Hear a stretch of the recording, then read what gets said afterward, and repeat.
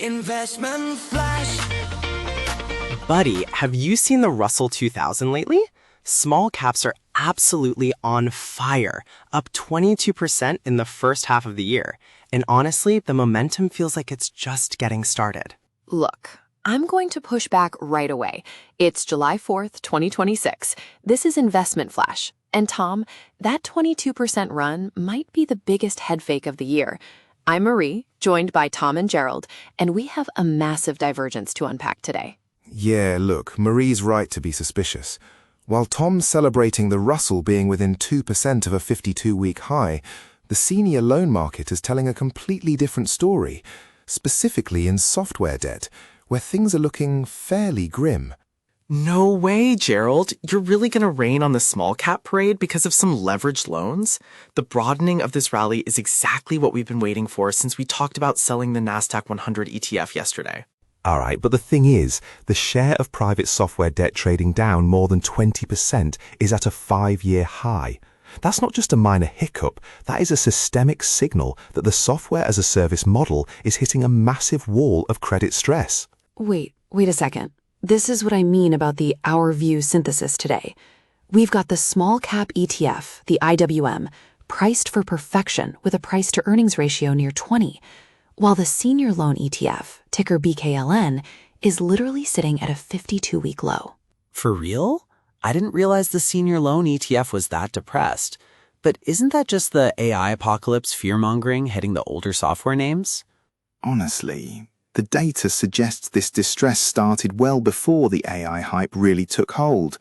It's a leverage problem, and if the Invesco Senior Loan ETF is cracking, those small-cap valuations in the Russell 2000 look like they're built on a very shaky foundation.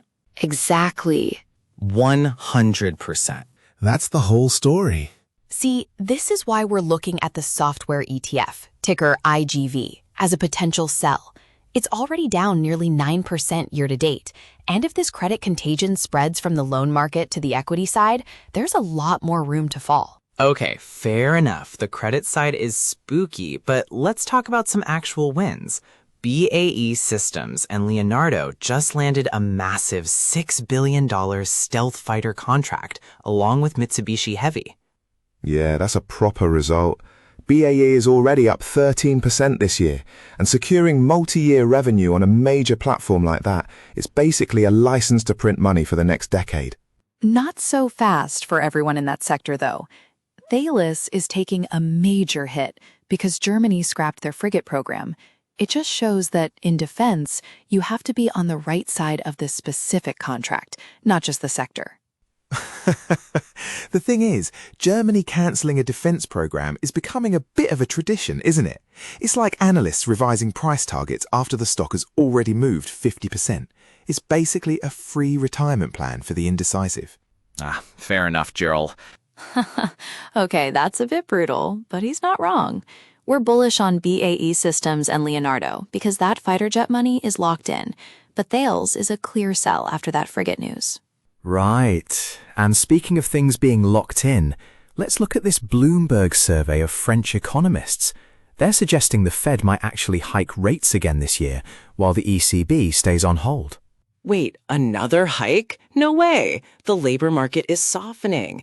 Everyone is talking about a pivot. Hold on, Tom. That's exactly why this is our most original take today. If the Fed stays hawkish because of sticky inflation while Europe cools off, the dollar is going to absolutely tear through the euro. Exactly, and that would be a disaster for long-duration treasuries. The TLT is already near its 52-week low. If the market has to reprice for a Fed hike instead of a cut, that bond slide is going to get very ugly very quickly. See, this is the macro lens people are missing. If you're long the euro against the dollar, you're basically betting against a widening interest rate gap that seems more likely by the day. I'm still skeptical on the hike, but if you're right about the dollar, that actually helps my domestic small caps, right? Most of the Russell 2000 companies don't care about the euro-dollar exchange rate. In theory, yes, but they do care about the cost of debt, Tom. If the Fed hikes, those small-cap interest payments go up. And we already know from the software loan data that the debt service capacity is stretched thin. Let's pivot to crypto for a second, because the signals there are just as conflicted.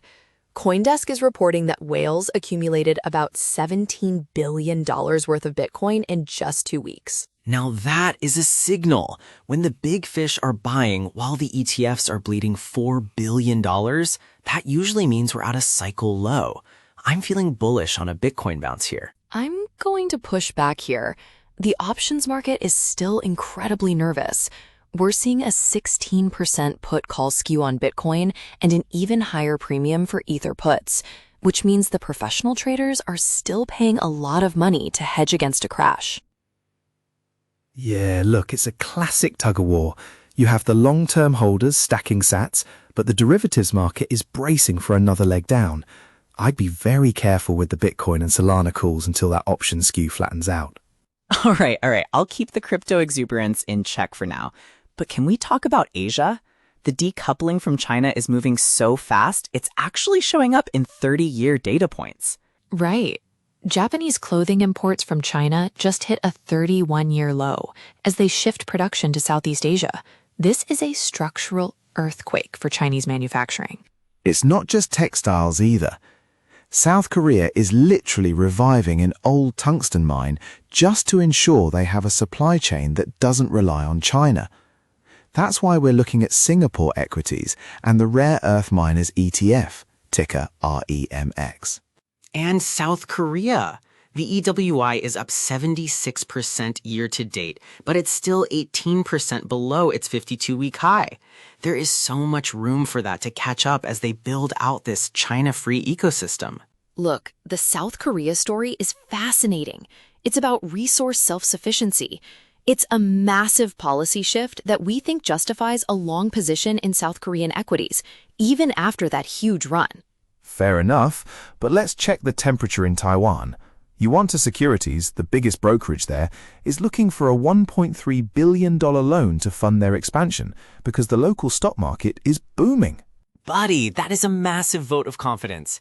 When the biggest broker in the region is tapping the banks for $1 billion plus to handle the volume, you know the Taiwan rally has legs. I'm all over the Taiwan Equity ETF, ticker EWT.